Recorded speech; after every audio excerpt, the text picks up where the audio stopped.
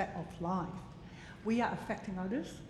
And also we can see that 30 or 40% of our fellow legal profession are actually in-house, right? Many of us are. Also like President Laura is also in-house, and also Mira. And whenever we talk about justice, the rule of law, we're affecting everyone. So, and if we recall, whenever one decides to pursue law as a career or in university, why do you take law? Because we are pursuing a higher value, core value. Talking about rule of law, justice, equity. This is all core value, which is, you can see it everywhere. The United Nations got that. Every law society got that. FIDA got that right at his heart. We talk about equality, talk about equity. And we have been championing for women's rights. We also care about the society, as Sylvia has done, everyone has done. I see one special nature of being a woman lawyer. We got compassion. We have empathy for others. So every case to you or to us, it's not just a case, it's not just a figure, it's a human being in it. So you can see there's a special nature of like being a woman lawyer. But you see in this world, we need diversity. Definitely we need that. And one thing, we've been talking about women in law in Hong Kong, women in law in the world. Like a year ago, I chair a forum. So we are having representatives from UK, Singapore, Malaysia, Poland, India. Everyone say they are still facing a glass ceiling. Look at the graduate. We have over 50%, 60% sometimes are ladies. But when we get up to the management level, the percentage dropped to only like 30%. And we are right now in the former Court of Final Appeal. In the judiciary, the figure is only around 35%. And I think in the Court of Final Appeal is much lower. So we can see, if you ask ourselves, is there really a glass ceiling? Maybe many will say, yeah, there seems to be. But I think we have to ask ourselves internally and externally, how do we solve this problem? Internally, you must have self-confidence. But how do you get self-confidence? We can't just say we want it and it dropped from the sky. We need mentors, and we need even sponsorship. So on this level, there's a lot we can do. And as I recall this morning, Laura said a very good phrase that I really can remember now.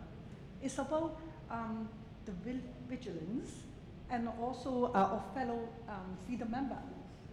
And resilience, yeah, and the strength. So it's very important to gather everyone here.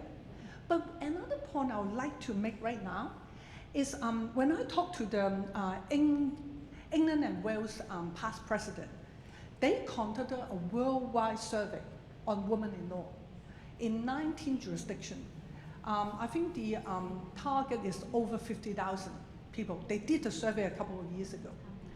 And they say it's very important to have like round table talks among people.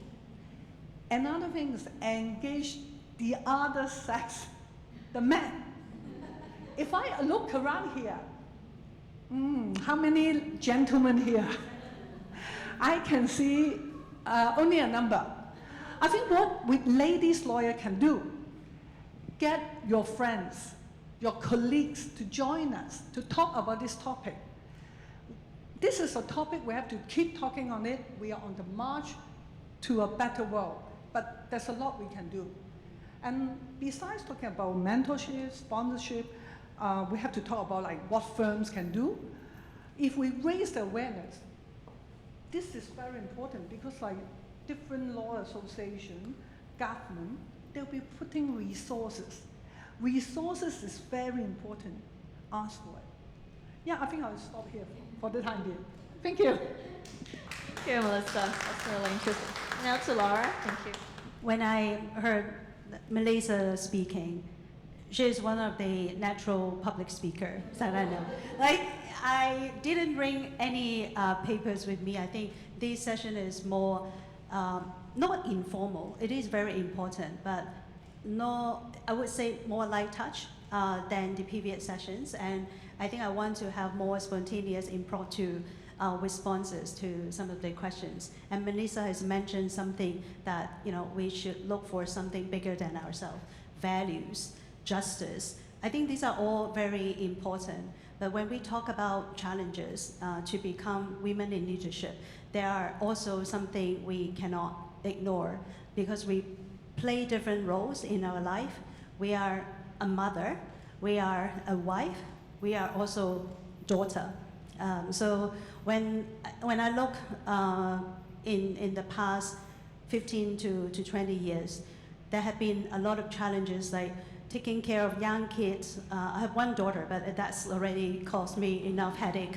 I love her, but she did give me a bit of headache. Then, But she's at the same time very brilliant. yeah. So there are some reward, like after bearing fruits right now. There are, you know, aging parents that we need to take care of.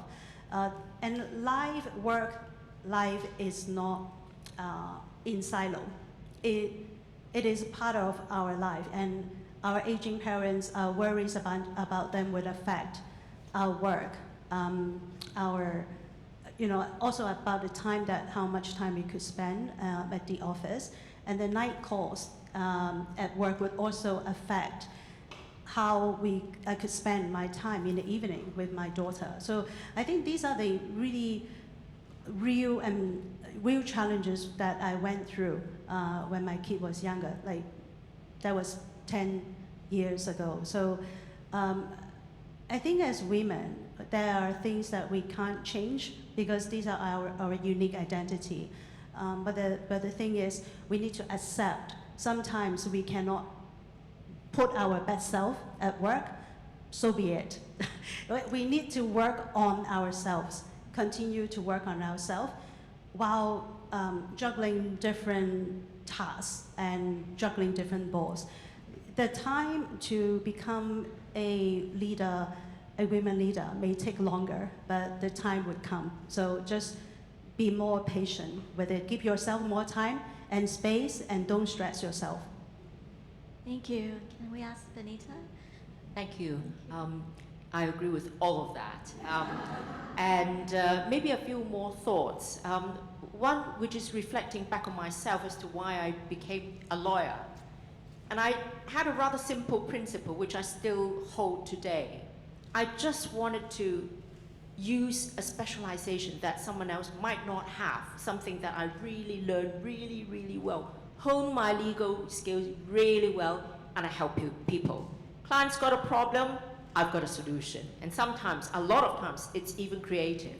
And I just love that process. It's servicing others, helping others, and I find that whole attitude and career very meaningful. Now, and how it links to what I feel women may face as a challenge to their legal career. And there again, there are many successful women around this room in slightly different career, in-house, in private practice, running her own business, in private practice, and all of that. And who's to say what is the best thing for yourself? You can only look at what you yourself want. Now, from a private practice point of view, and if you were to pursue your private practice and want to become a partner one day, I think the biggest challenge is the lawyer's own mindset. Feeling that she can't cope, she can't make it. Because I've had many young lawyers that I've come across in my firm who would come and tell me, hey, I'm getting married, hey, I'm starting a family, so I rather not want to stay in private practice, or I might even want to stay out of law. And I feel it's a bit of a shame, because after all the investment, getting so well learned in this area, one were to just drop it, or to a certain extent. And why not try it? Why won't we believe that we can do it? And why not give ourselves a chance to try it out and do our best? And in a way, all the challenges that we face are not in a way very unique to women. Some of these challenges are also for men, and some of these challenges are really, you know, for everyone wanting to do well. And therefore, we shouldn't worry about it. We should just go ahead and do it and believe in ourselves. And that's all I focused on in my whole career. I just focus on just working hard, being a good lawyer. Everything else will come in, and you can pursue your dream. So true, believe and you can. And I think the mindset really takes us to new heights every time and every challenge. Thank you for that. Yes. Muriel. I think I'm sitting here with quite amazing women.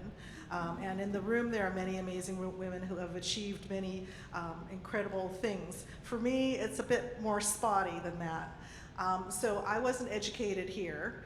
I was educated overseas, and I started my career as a lawyer overseas. So I was already 7 years into my career before somebody decided we should move to Hong Kong, and I had to start again.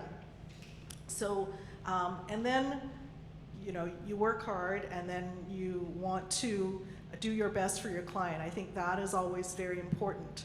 And time management always is a challenge. How much do you juggle between devotion to your clients, because they do demand your very best, and what are you going to give, you know, in terms of time for your children?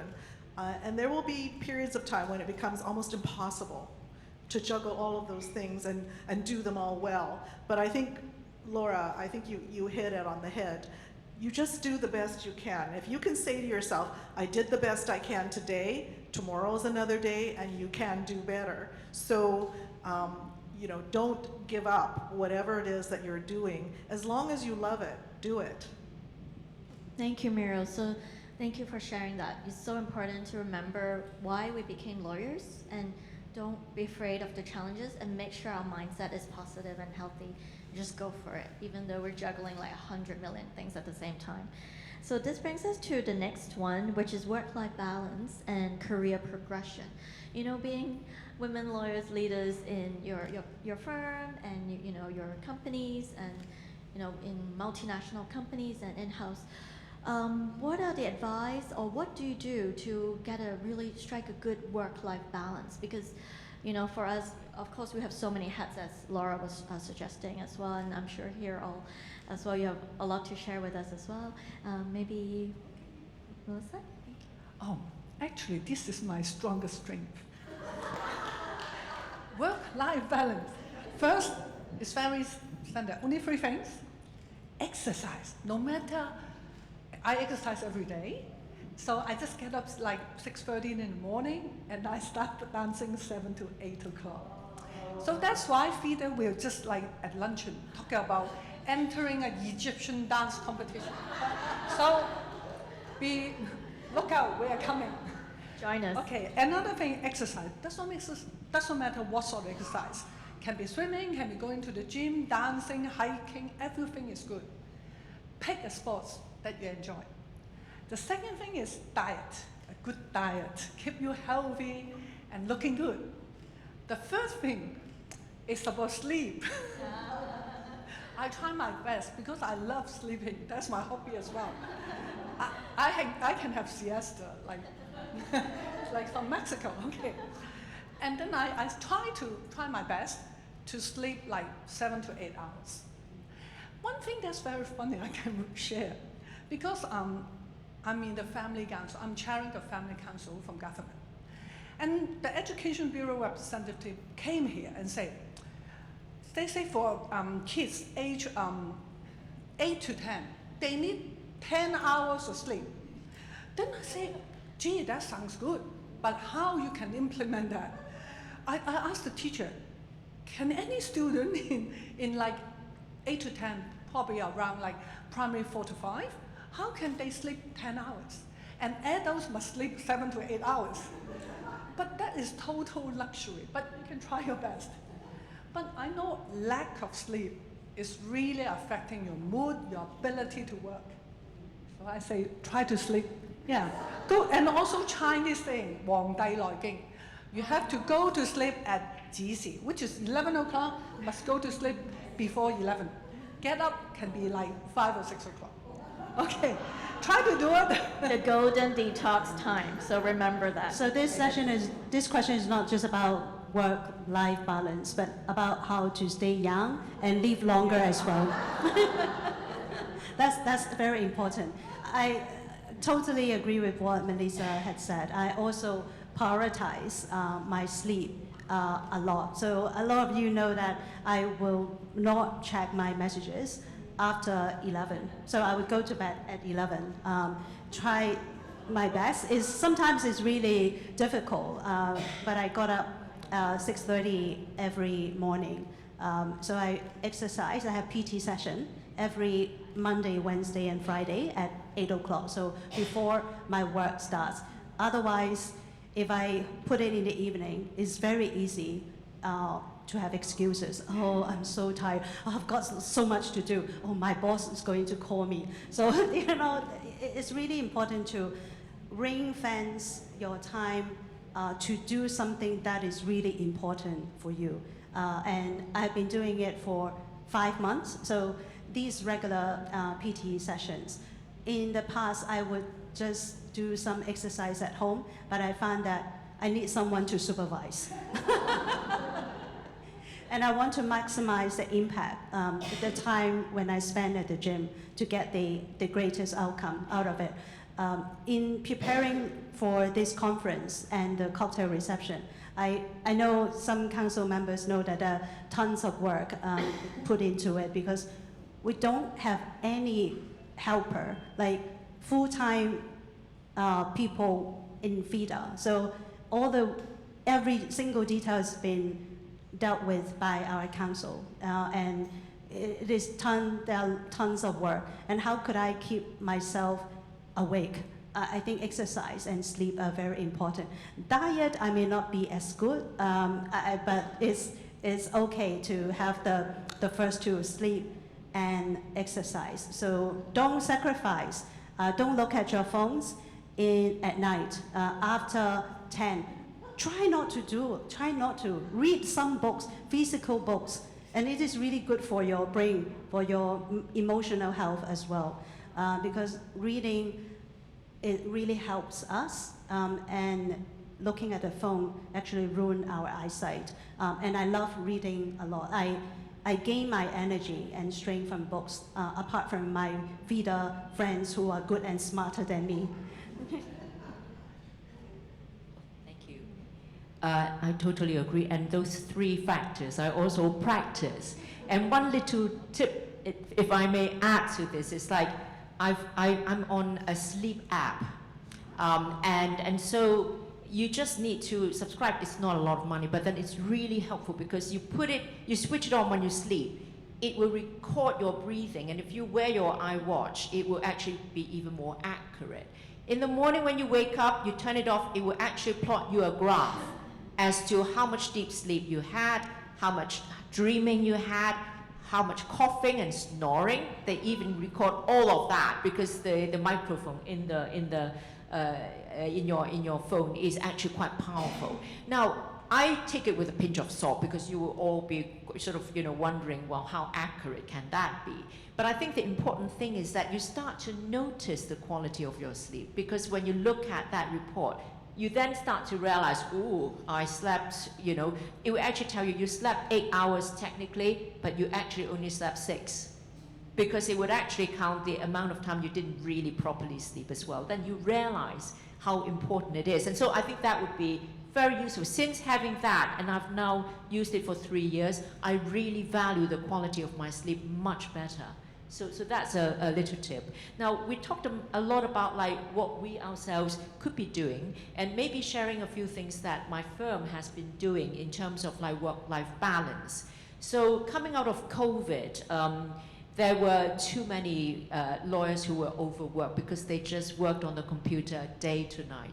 There was no stopping, and everyone was so burnt out, and they just felt all very, very unhappy. Now, what we then rolled out was a policy for us, especially partners, not to send emails to our associates out of office hours or during weekends, unless due to client urgent need. And so if it's something, not so urgent, why don't we leave it till, after a weekend, we send it on a Monday. And so even if we send it on a Saturday, because we worry we forget about it afterwards, we want to say in the subject of the email, can open on Monday, or can wait till Monday, so that people just, get their mind off the fact that they need to continuously check their emails for that. And the other thing that we have, which I think is not that unusual, is to allow our lawyers to have up to 2 days work from home. And that allows our lawyers to be able to perhaps have more flexibility in planning what they need to do at home. And that was, something that was, very popular, and everyone do that. And I find working from home at times more efficient as well, because you don't have to dress up, you don't have to take the transport down and take the transport up. So these are the things that we've been looking at. And the only other thing I'll say is, apart from the physical stamina that we wanted, that's absolutely important, because you need that energy. To be a good lawyer, you need that energy, and that's what those things would give us. It's also your hobbies. If you love music, or sport would be obviously one, but if you love music, you love films, you love whatever it is, don't lose it. You've got to keep time for it, because that balances your life out, and it will also help you release some of your negative, pent-up feelings when you do something that you like. Yes, agree with all those things, but it's always the importance of me time. You've got to save time for yourself, because you make time for your clients, you make time for your parents, your family, your spouse, whoever is pulling at you, making you give up your time, but you have to carve out something for yourself. So sleep, really important, and all these things are for you. They're all for you. The food that you take into your body, the time that you spend exercising. So I'm actually a total failure at that, because I actually hate exercise. So I saw a woman with a t-shirt today. It said, "Excuses don't burn calories." So I'm gonna take that to be the new motto. Thank you so much for sharing. I'll share a bit of how I balance my work-life balance as well. Being head of legal North Asia for a Monday, it's put me into deep ends as well at times, and I've learned to say no. So that was my New Year resolution. So I've always found it hard to say no. So actually I've learned that, and I've made it a mindset. When I can't deal with everything, I need to say that, and also to not look at emails on weekends when that's not necessary. And of course, FIDA, bringing us back to FIDA. I think it's such an amazing platform for lawyers to come together. We welcome male lawyers as friends too, as to join us, and we have a lot of good activities and events as well upcoming, with a color matching event, and also with for our body and for our face, and we have wellness seminars. And also, please do welcome you all to join us. It is also members' benefits, because we have all these activities to support each other, mentally, physically, and we go dancing together as well. And we have, dance competitions coming up. Please ask your friends, come along to join us. And it's such an amazing support group. We have a lot of amazing lawyers, really. Thank you. Sarah, can I add a few comments? Yeah, I would like to add a comment about life-work balance. I don't see life and work to be like a dichotomy. It's like best to have your interest in your work and make it enjoyable. Otherwise, I'll be like working like 10 hours, suffering for 10 hours. That's terrible. So I have to sort of have fun in it, enjoy it, make it something worthwhile doing. And I hope every morning I get up and I look forward to the work. It's so important. It's such a big part of our lives. You really need to think about it, as part of your passion and hobby at the same time. So shall we move on to the next topic? We've talked a lot about AI. It was a very hot topic in this panel and for our conference this time. And also we, as lawyers, we've actually gradually adding a lot of AI and the apps, thanks to Benita, let us know the sleep app. I've actually been using it. It was super helpful.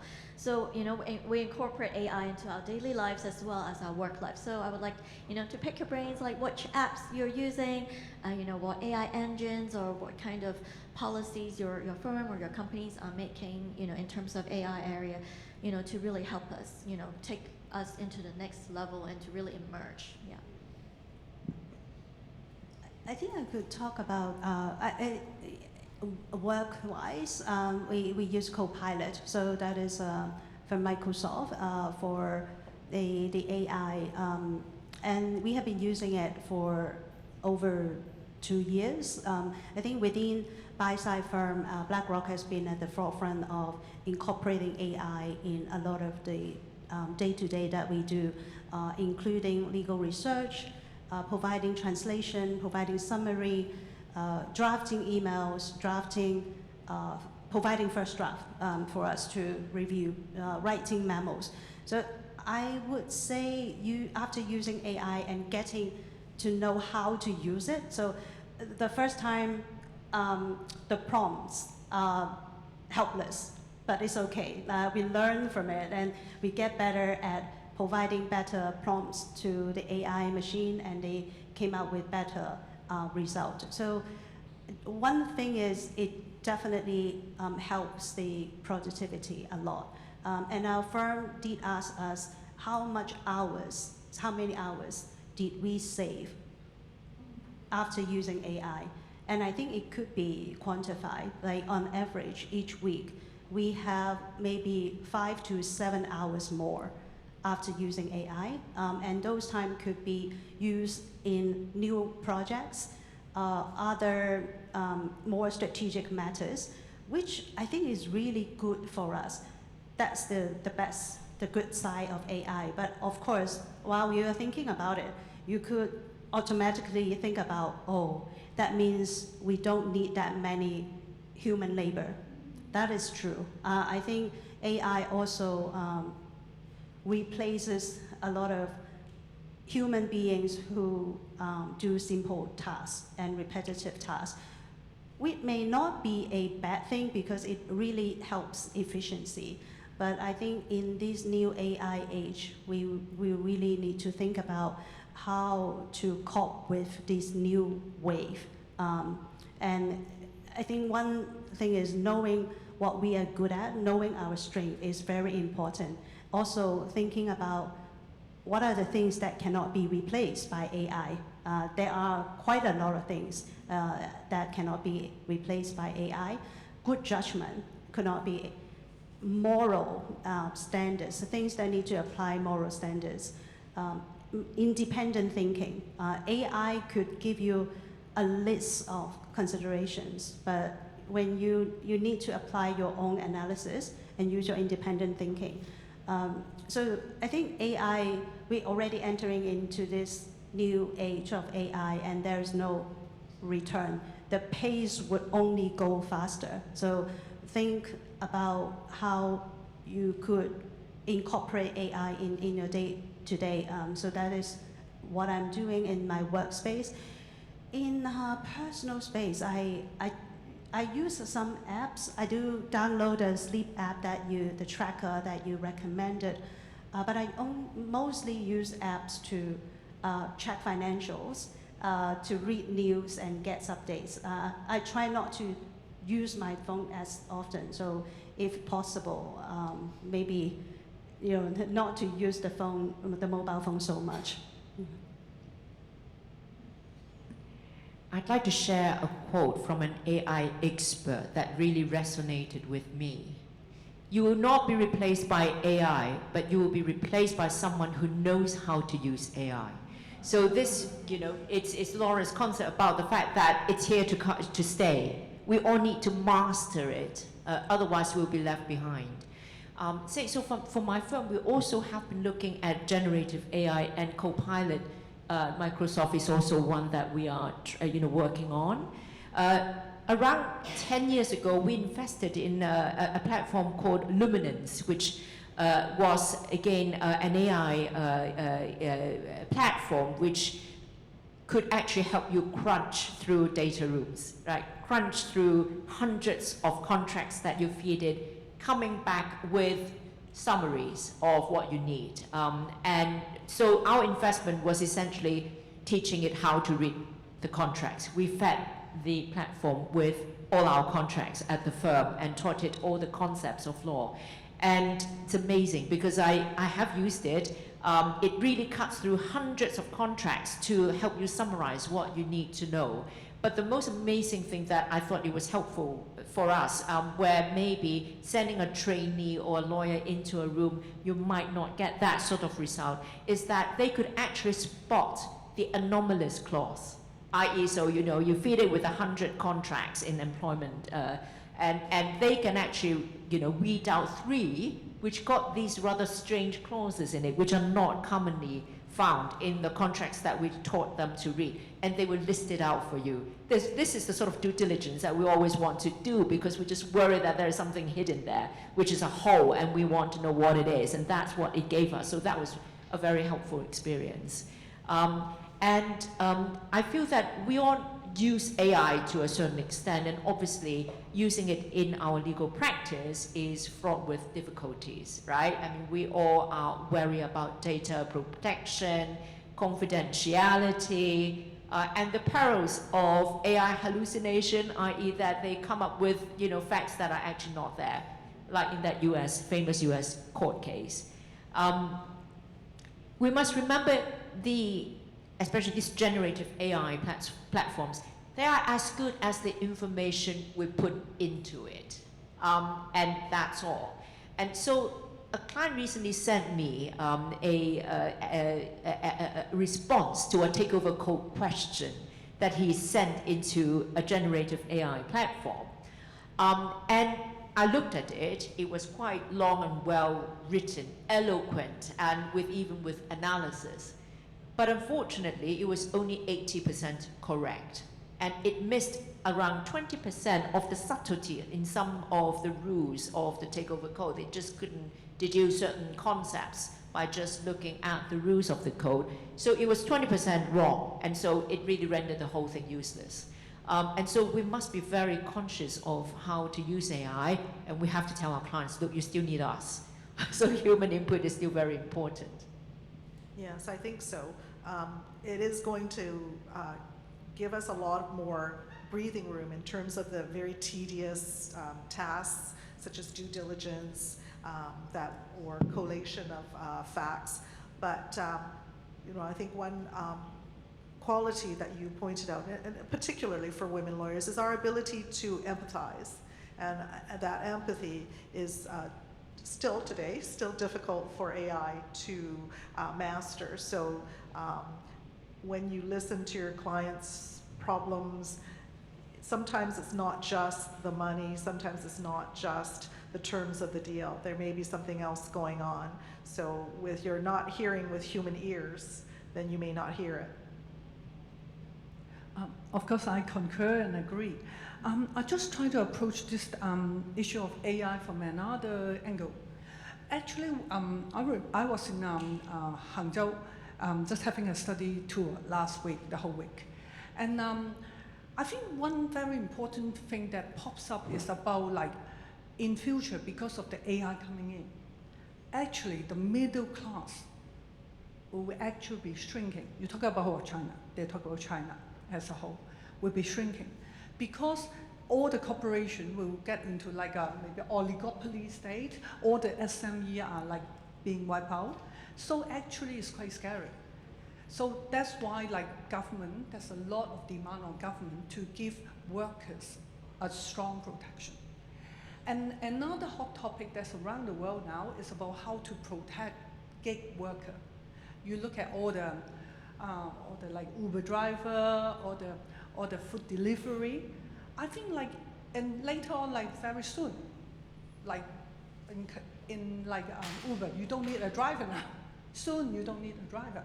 And what would happen to all those people with not very skilled?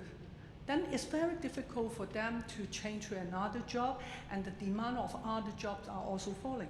So it's a big issue for like all governments in the world. And it's only like a month ago, I was in Indonesia talking about like gig worker protection. And soon after, I think Indonesia got a strike, exactly on that topic.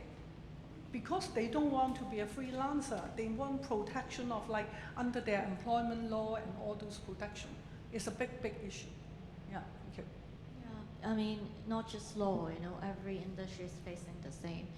So we definitely need to equip ourselves and really emerge into this AI world, which, it's coming faster than we have ever imagined. And so, we're here to support each other, to learn together, and really equip ourselves and our future generations to come, as women leaders, and obviously, more importantly, as women lawyers. So that actually brings us to the final question for the panel today. Is the future of women in law, being women being lawyers, in Hong Kong, it's very international, obviously, and we're very lucky where we are because we are in touch with, almost the whole world very easily. But at the same time, we are faced with so many new challenges that, we may face forefront, because just being in Hong Kong, we are constantly challenged with new technology, with new ideas. And also the East meets West, we are the super connected, so we actually, with a bit of both worlds. So how do we equip ourselves, and how do you think, also there's a disparity of leadership in law, because it seems there are more and more women who needs to have childbearing responsibilities, and they will think they need to leave the workforce, as Benita has rightly put. It's also in their mindset, maybe they need to do that first and kind of lag behind in their own careers. So so if you can share a bit on how you think, women can really equip ourselves to embrace the future, or what sort of support or the policymakers should be doing, or the firm can do, that would be really helpful. Thank you.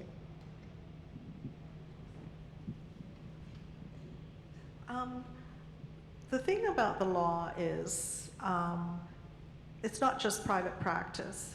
It's actually can permeate all industries and all jobs. So where I am now, I actually don't do anything specifically related with practice. I'm in the trustees department. I just manage people and their money. But because of my legal training and law background, I'm able to understand a lot of the issues behind what is happening. And I think that's true for everybody here. Private practice is not your only way of practicing law and using what you know and helping your clients. Sarah is not in private practice. She's in asset management. It's quite different. Laura, although you're still in law, it's actually more of a management position. I think, and I have always loved the practice, but then when I changed over, I still found I still really like what I'm doing. So it's not the only path. So what could firms and perhaps the government at large be doing? We should really continue to look at how we can enhance a mother's, working life. For example, the statutory maternity leave in Hong Kong is 14 weeks only. We offer 6 months maternity leave now at Slaughters, and that's what's going in China, in Australia, in the UK. Can we not do more for our working mom in Hong Kong? And similarly, firms can also devise ways of allowing more space for women, for especially mothers returning from maternity leave. And in fact, we are starting to practice this concept of the primary carer in the family, because it doesn't need to be just the mother. Maybe in the family, the father is bearing this responsibility. And if that is the case, maybe the paternity leave should be longer. The maternity leave could be shorter. So we have to think broader. And in a way, we always acknowledge, okay, women's association, men's association. Actually, there are many different things that apply to both gender these days, and we just need to tackle it as a community together. Now for the individual, we talked a lot about how we can face challenges, and there was this point about worrying that if you were to have babies, then that's the end of your legal career. Is that really so? The way I look at it is this: okay, being a lawyer, it's a profession, it's knowledge. It accumulates with years of experience, and that's why we are banded by years of post-qualification experience. Now, it doesn't matter if one were to stop in perhaps her 5th year of post-qualification, go and have a baby, right? You just pause your clock, you go and do what you need to do, which is absolutely fine.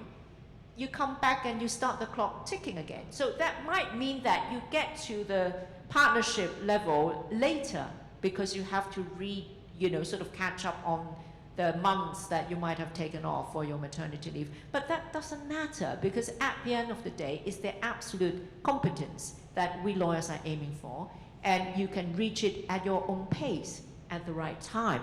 And so there shouldn't be any myth about like, oh, if I'm going to have a baby, then I've got to give up a legal career because I'm not going to make partnership by that time anyway. So that's the sort of thinking that we need to help our young lawyers not to have. Yeah, when we talk about women in future, right? I think women lawyers are still needed in future. That's number one. But I think that as we talk about the development of AI, knowledge may not be as important as before, because we could rely on AI and we could get so much information and knowledge from AI. To me, I think there are two things which would become more important. One is find the thing that you love to do.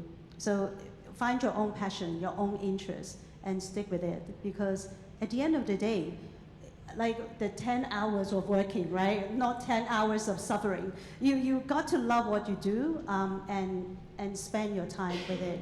The other thing is hard skills may not be as important, but soft skill will become more important. So the interpersonal skills, the empathy, the compassion, knowing your own strength, I think it is even more important.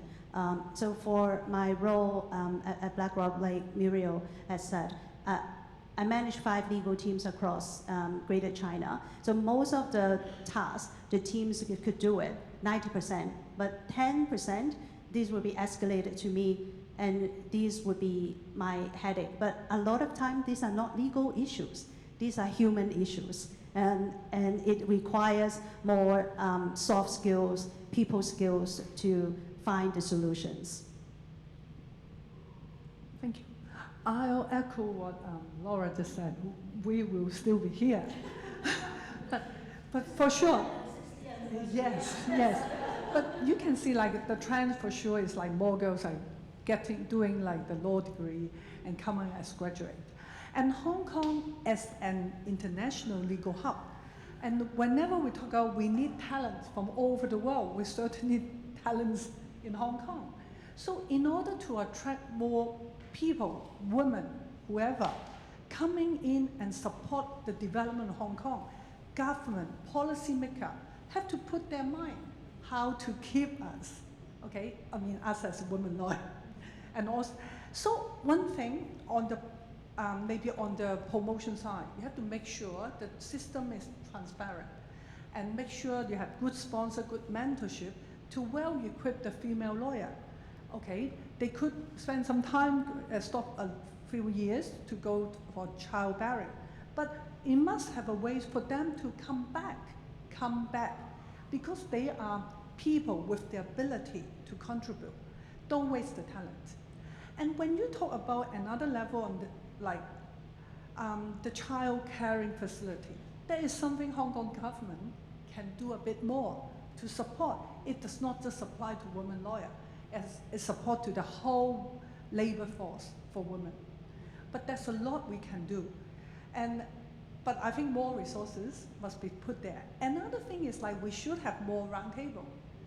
We talk to each other, have new ideas coming in, do some lobbying, can do it through the Honourable, we have Ambrose, we also have so many electrical members here. Carmen.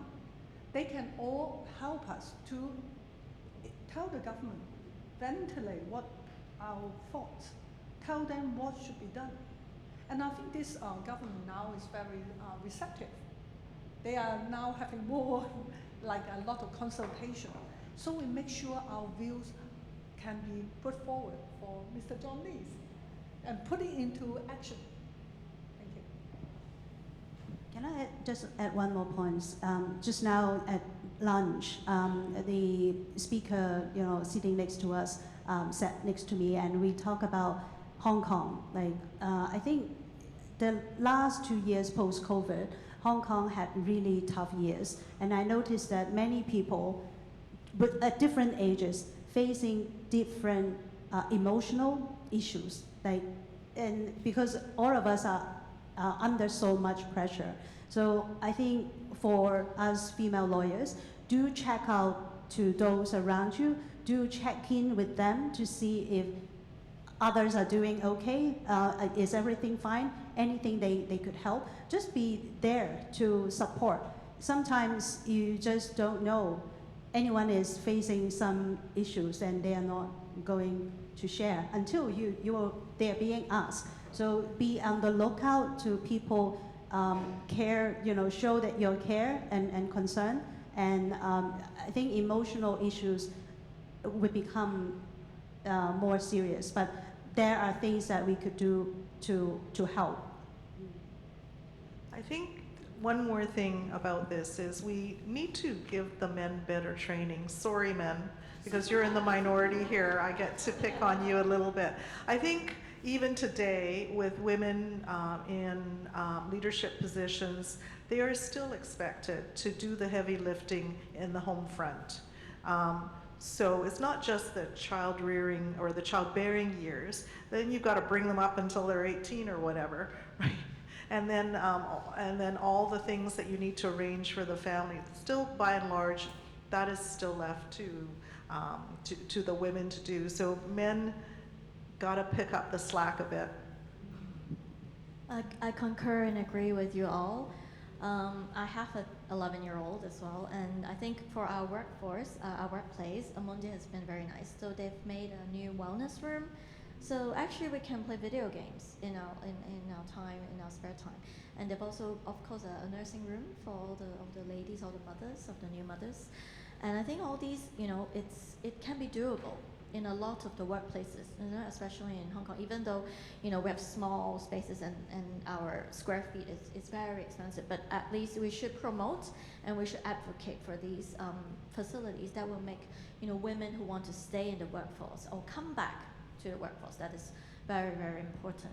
And of course, ask all your friends to join FIDA, so because we have a lot of wellness programs and the support is just immense, really. I've joined FIDA since I was a trainee solicitor. Actually, I was doing voluntary work, and I was brought in.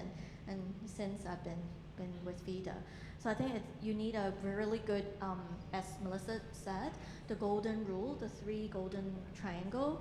You sleep well, exercise, make sure you have a good diet, and also the hours that you go to sleep is utmost important. And of course, how to de-stress and do what you love, and really surround yourselves with positive people. And we just want to share that. Any questions from the floor? We can open the floor as we are almost time for cocktails. Everybody closing remarks, and then of course closing remarks first, and then we have cocktails and some mingling as well. Well then, thank you our panelists for such a fruitful discussion. Your insights into the challenges and opportunities for women in legal leadership have been both inspiring and enlightening. To conclude our conference, please welcome Mr. Dennis Tai, Deputy Director of ALCO Hong Kong Regional. We need a photo first. Oh, sure.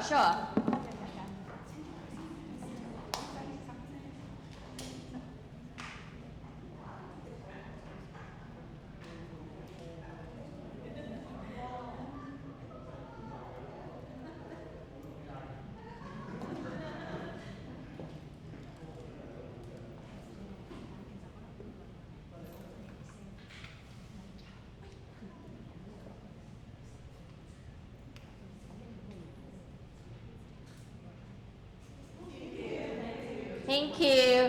Now, please welcome Mr. Dennis Chai, Deputy Director of ALCO Hong Kong Regional Arbitration Center, to offer a summary of today's discussion. Thank you. I don't need a podium. I think I can just stand here. But of course, with the podium will be nice to have, but everybody's seen the logo. And I don't have a long speech to place on the podium. So officially, shall I start? President Laura and Sylvia and distinguished guests, ladies and gentlemen. Not many gentlemen here, so I'm not allowed here. Of course, I saw Chris here. I know him. So that's why it's a great privilege for me to be chosen as the closing remark, and I'm a gentleman. What a privilege in this women association, and also at this important moment, 50th anniversary. So congratulations. And yes, and also congratulations to all of us, not only FIDA, but also ALCO being named as one of the collaborating party, and we know that our logo is here on everybody of us, and it's very special. We have seen many logos here. We have also individual that showcase definitely good community support, which is rare in many events. We have seen a lot of sponsorship and supporting organization, not from individual. But I see so many individuals named here. So that's why as a co-organizer, I would like to thank all these organizations and distinguished individuals for their dedicated contribution. So that's very impressive, and really convey my heartfelt congratulations to all of us. Thank you. And also, I met President Laura a few days ago, just like I was so exciting, and just like the net friends meeting up, 網友見面. And actually, I was given a task, very important task, and I was required to sit all the day to take notes and have a wrap-up, which I did. And I think it is a very good assignment to me, which is I just recalling my skill I learned from mediation class. I have remain proactive listening for the whole days. And I'm now applying another mediation skill. I'm doing the reframing. But I hope I can pass the exam. Of course, that's why it's a good exercise for me, and it's a very enjoyable moment for me as well. And I never feel so energetic sitting in a conference for the whole day, particularly with this, all these distinguished ladies and professional ladies. So it's a privilege to me. So let me review, and the first I would like to share, before I going through my notes, and I would like to share why FIDA and ALCO should work together. Not only because ALCO is the ALCO Hong Kong Regional Arbitration Center is a tenant in this historical building, and we have a little bit advantage in booking this uniquely prestigious venue, because we are tenant here. Otherwise, you need to apply to DOJ, and we are tenant here, and that means we can book this venue with a little bit priority. So that's why we can get this venue, and this at the very beginning of this morning, I heard a lot of appreciation about this venue. Wow, this is so gorgeous. It's so great, because used to be this is a place pursuing justice. So everybody will love this place. In particular, those who are peace lovers and justice pursuers. So I think this venue means a lot to our legal practitioners. And so that's why we have this important meeting happening today here at this important and meaningful venue, which I think that's a great thing. And moving forward, and this is not only the reason that FIDA and ALCO Hong Kong Regional Arbitration Center should work together. I think the most important common ground, we're going back to my mediation knowledge. The common ground between FIDA and ALCO is intergovernmental organization comprising 49 member states, including all the major states, major countries in Africa, and Asia. So that's why ALCO, in the full name, is called the Asian African Legal Consultative Organization, which was founded in 1956. So it's about 69 years ago. So of course, ALCO does a lot of things. It's a key force, it's a significant force promoting international law. And starting from 1975, ALCO started to set up regional arbitration centers in Asia and Africa. Now ALCO has 6 regional arbitration centers locating namely in Malaysia, Hong Kong is the newest one, and we have the 3 in Africa, in Cairo, Nairobi, and Lagos. Of course, in Asia, there was another one in Tehran. Hong Kong is the newest one.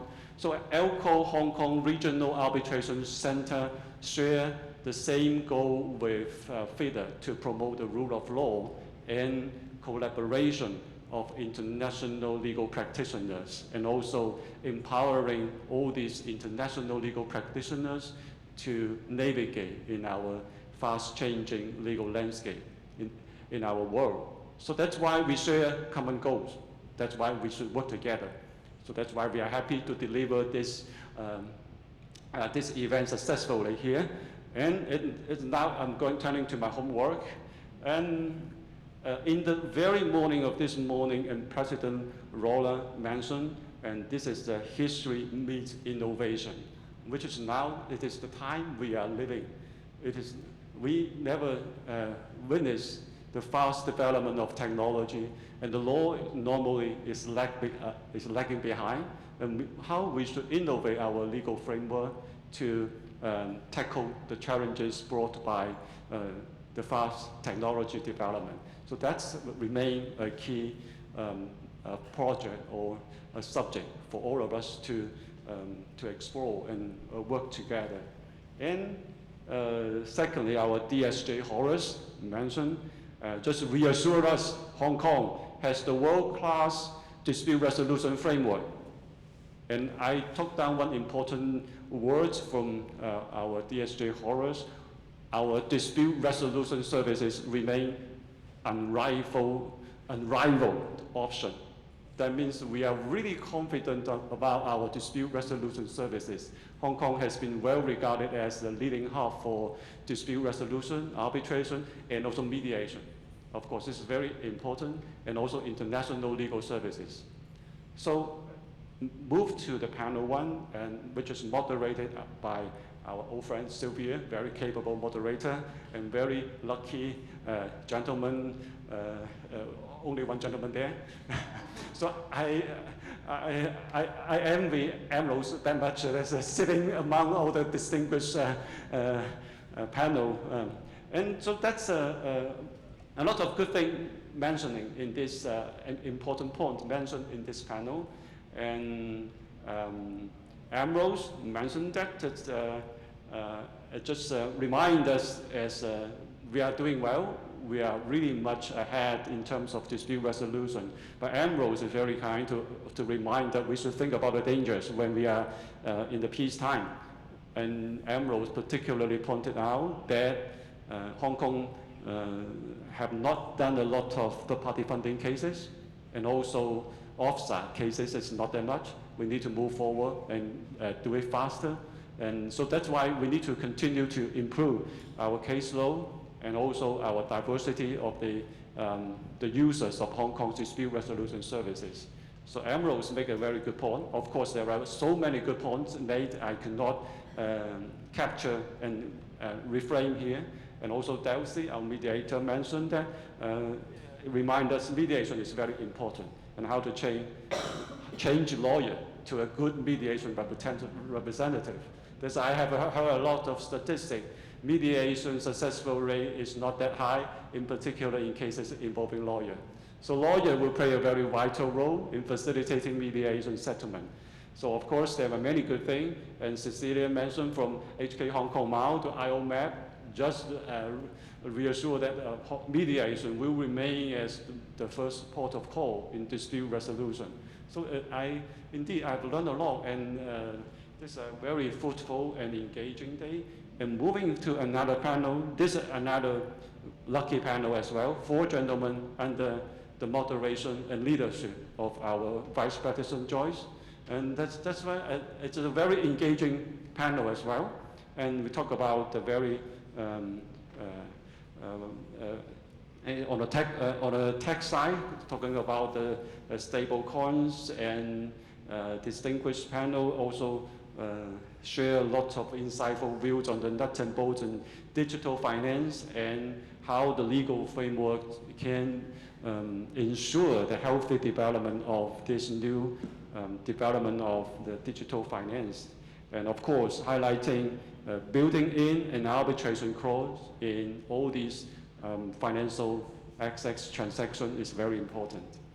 And during the lunch break, we also heard a speech, as I have to attend the full curriculum. I have to attend lunch, and I also take note during lunch.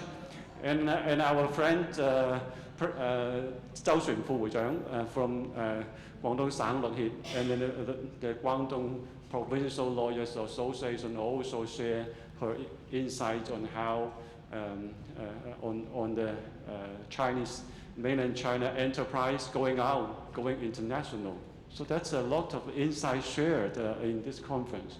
So in the afternoon, I've almost complete in the afternoon panel discussion and Chinese corporation going overseas. Again, there's a continued discussion, and our commissioner, this is a panel, it's a wonderful panel with diverse background speakers, like including that we have in-house, we have practicing lawyers, we have our good friend, Nicholas Ho, our commissioner from the government, just to reassure us that the government will continue to support Hong Kong as a hub for a lot of professional services, legal dispute resolution.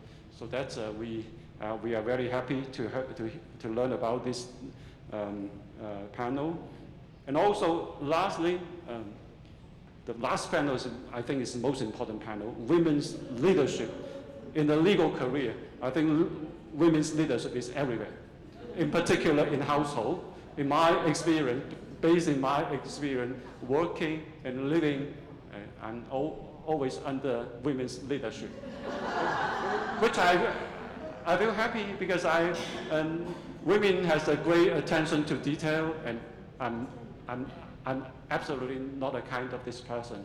So that's so that's why women's leadership is important, and it's in a very and lovely atmosphere that we learn that a lot of voices coming from this panel on how to balance the work and life, and these are so interesting and so engaging. So here comes the end of my summary. As we are going to move forward to a cocktail, I think we have more time to exchange. Let's continue to collaborate and innovate and work closer together. Thank you very much. Thank you. Thank you, Mr. Chai. Ladies and gentlemen, before we wrap up, I'd like to take a moment to mention that in celebrations of FIDA's 50th anniversary, we have prepared special gifts for all of you. This includes a beautiful brooch and a FIDA branded t-shirt, which we hope will serve as a lasting moment of this milestone event. To place your orders for these items, please fill out the order form included in your souvenir bag.